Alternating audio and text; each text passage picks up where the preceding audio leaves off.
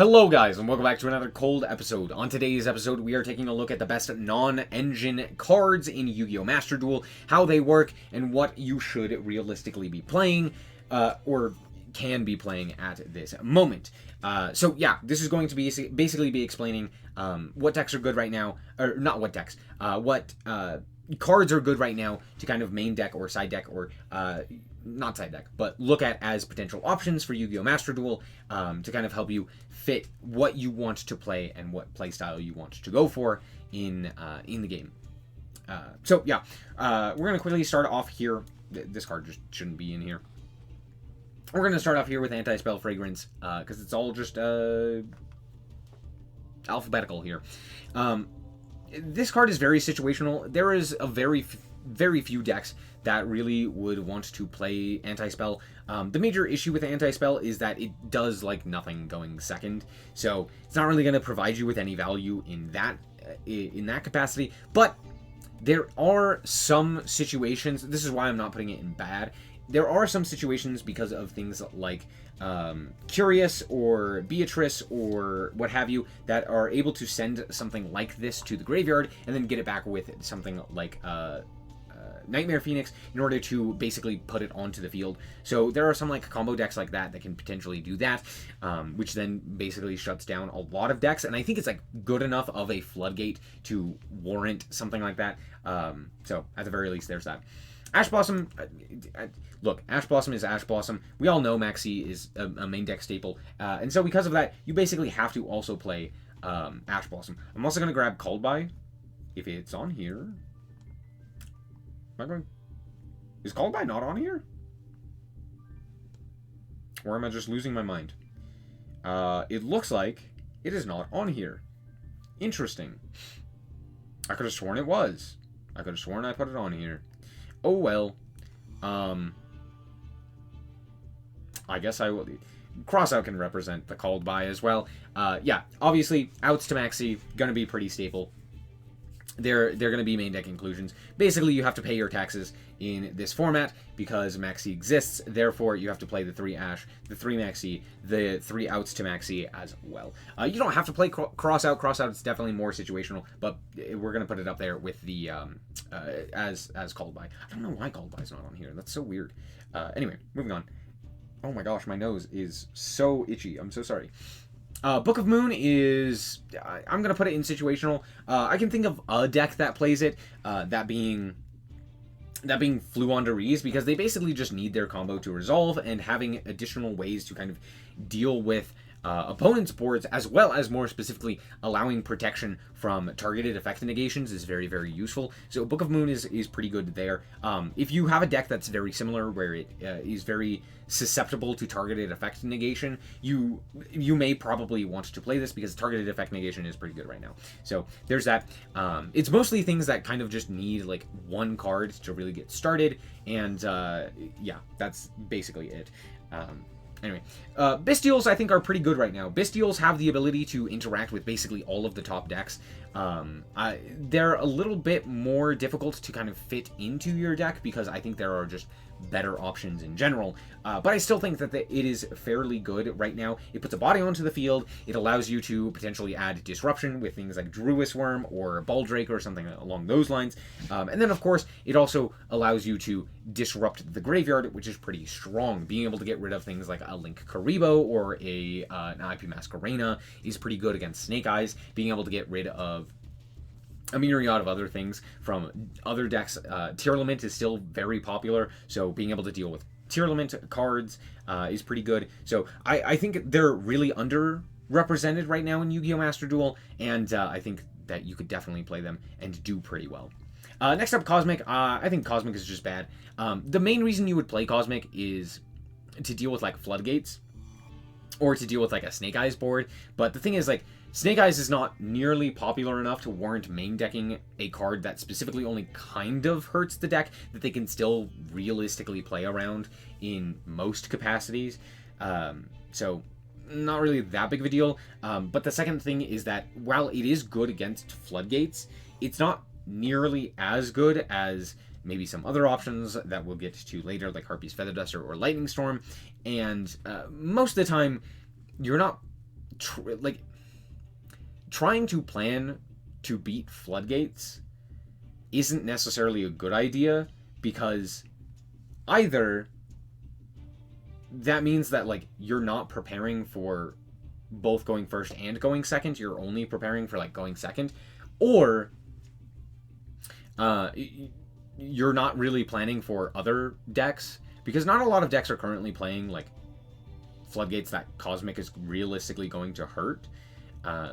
Like a few decks are here or there, but a lot of the floodgates that are currently around are things like Shifter, or things like different dimension grounds or something like that, you know, dimensional barrier, etc., that are not nearly just continuous traps, right? So I just think it's not great. I wouldn't even consider it situational. I feel like in every deck, there's just not really a reason to play it. Dark Hole's kind of bad right now. The idea behind it would be like, oh, in Unchained, it's pretty good as like a board breaker. You could just play Raigeki at that point if you really wanted to, because I think Unchained, just like destroying its own cards, is in theory good, but in practice not really all that useful. But yeah, for the most part, it's not that great. There aren't really a lot of great options for like destroying the field and then potentially getting something off of that. Most decks are going to go into like IP into something else and then still have that thing because of IP Masquerena. You also have the ability to just kind of dodge it with like spells and traps or hand traps or what have you. So it's not great. Again, you're just kind of planning to go second, which I think is not great. Next up, you have Dark Ruler No More. Dark Ruler No More is, again, situational. It's just kind of Dark Hole, but a little bit better because you can't respond to it. That's like the biggest thing. So like a Baron is not going to be able to negate it, or a Borreload Savage or something like that. So it's okay. I don't think it's insane. In fact, you know what? I'm just going to put it in bad. Again, not really planning to go first. You're just planning to use it going second, which I think is not nearly as useful because it doesn't actually get rid of the board. And because, again, a lot of power is currently in spells and traps or other such stuff that could potentially dodge this, it's not nearly as useful. DD Crow, I think, is situational. I think it's not great, but it does have the ability to, like, if you can search it, there's a bunch of decks that can search it, like Flu or Lyralisk or something like that. You have the ability to add a pretty decent disruption, but it's not insane. It's mostly going to be used in those specific decks. I wouldn't consider main decking it, but it's fairly decent. Deck Lockdown's just not good in this format. Yeah, it's a pretty mid floodgate. Next up, if you have the ability to play Shifter, you should be playing Shifter. It's pretty simple. It is always going to be useful in your decks. Basically, there is always going to be a graveyard deck, at the very least, that you're going to be able to hit. So why not play it? Dimensional Barrier is okay. I think a lot of people look at this right now and go, oh, it doesn't do anything against Snake Eyes. Which is true, technically, but it kind of does. So it's not that bad. However, I wouldn't necessarily play this at like 3 copies as like an option. It's only really good in like Labyrinth or other decks that potentially want to set cards, right? So, you know, you could play it in like Paleo, you could play it in Labyrinth, you could play it in maybe like in Trap Trick a little. But for the most part, it's not going to be played widely, and I still think it's okay. You can call Synchro against Snake Eye and prevent them from going into any of their like Baron or anything like that. But then on top of that, you can call whatever else it may be. There's not too many Link decks that just entirely don't get hurt by this. Like Math Mech, at the very least, calling Igzy turns them off of any of those cards, which is pretty nice. Next up, Pink. Pink is interesting. I'm just going to put it in situational. Actually, you know what? I'm going to put it in bad. I don't think it's really all that worthwhile. In theory, it's like, oh, if I go second, I can special summon this guy freely and then deal with a card, you know, walk into it with battle, pop a card. Pretty cool. You have to go second, which, again, I don't really like cards that are only going to be good going second or only going to be good going first because of the way that Master Duel works. And then on top of that, it kind of just doesn't really do all that much that's great right now. Like, it's okay, but a lot of things can just dodge this or don't care about it or, you know, etc., etc. It may force out an interaction here or there. So it's not terrible. I guess we'll just put it in situational. If your deck wants like the extra level 7 or the extra free summon, like sure, why not? Next up we have Droll. Droll I think is a good option. I don't think it's as strong though. The problem with Droll is that it's not good with other hand traps, which makes it significantly weaker. It's only really good with like Nibiru, and we'll get into that in a second, but it's okay. It's not insane, but it's okay. Next up we have Valor. Valor is a great option. It's really good and definitely something you can consider or should be considering. And then the next one I want to talk about real quick is Imperm. Imperm is probably the best card besides Ash because you have to play Ash as attacks. But Imperm is probably the card you should be main decking most.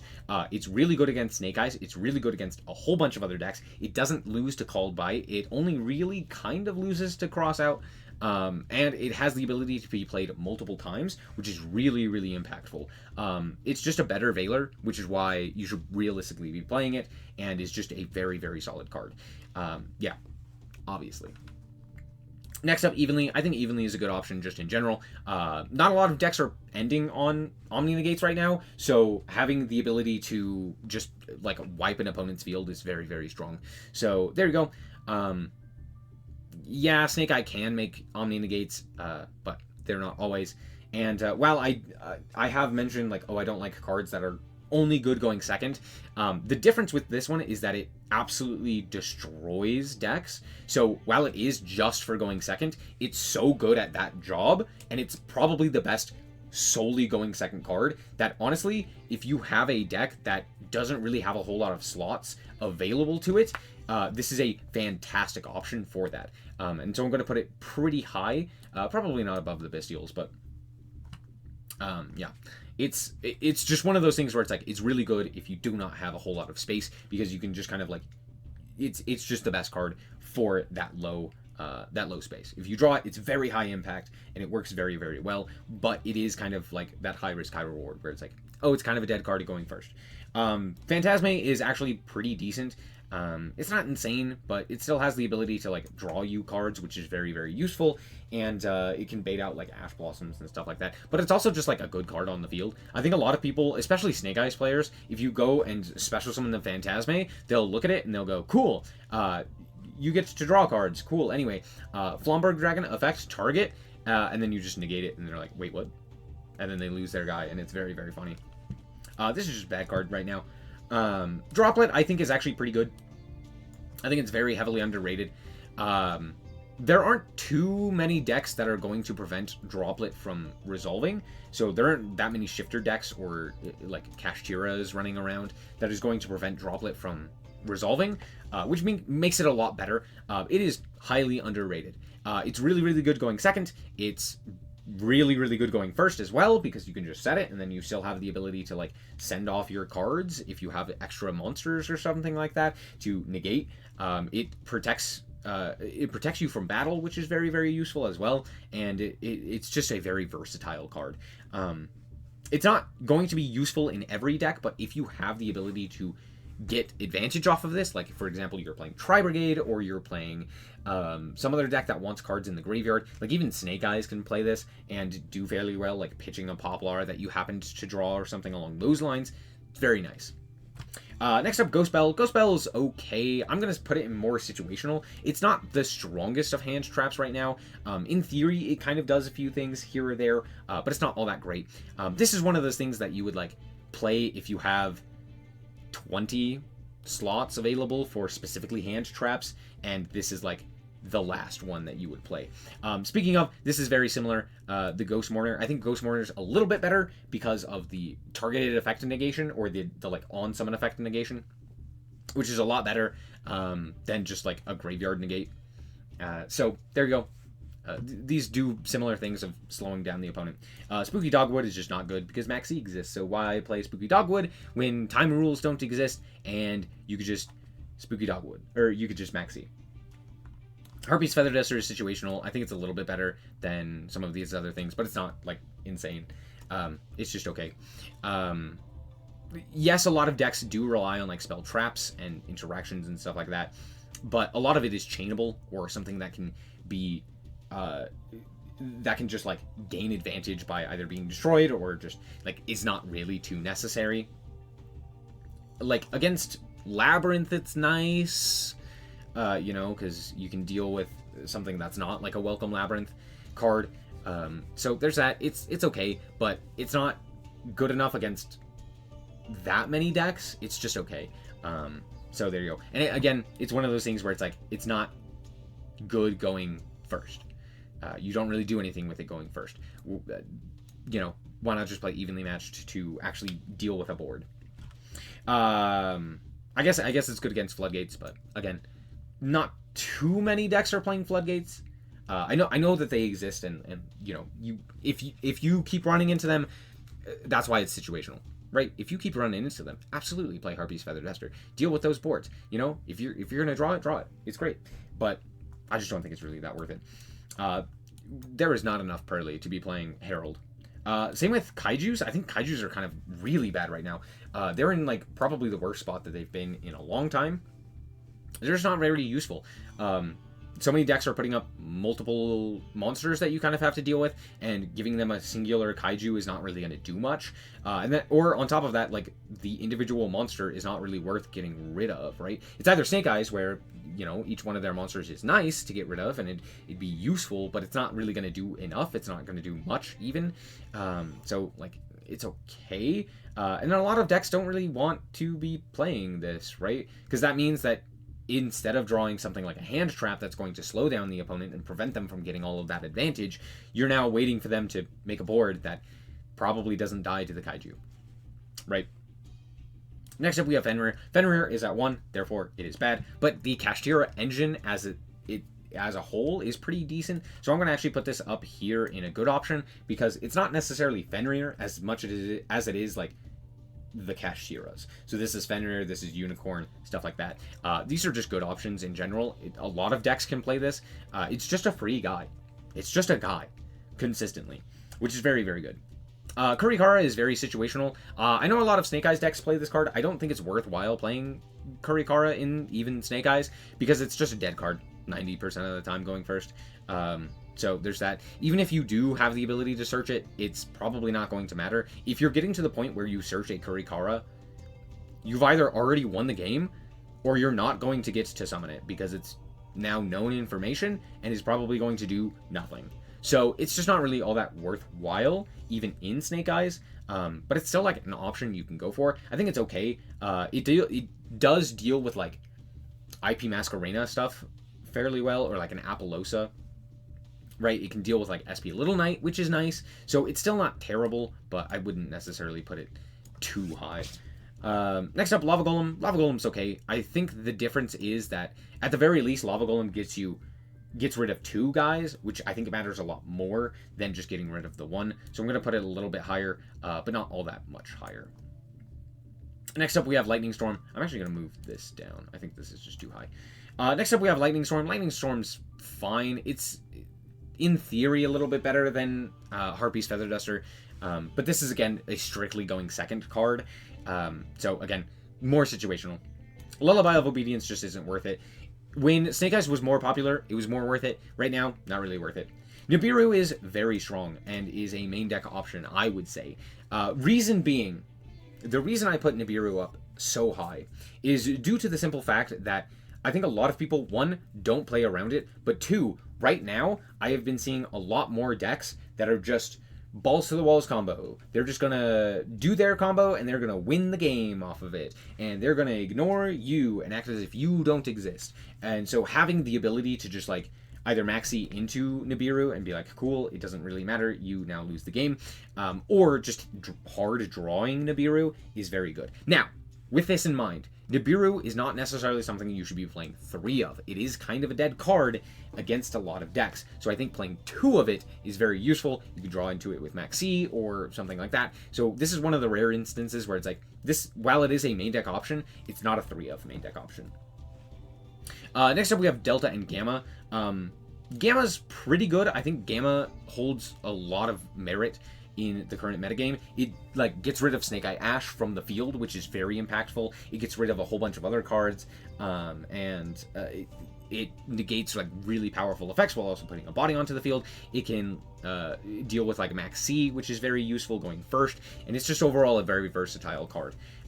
However, that being said, Delta is very situational. If you need to be able to negate a spell, like your deck just cannot function against X card, right? Then maybe it's worthwhile if you're already playing Gamma.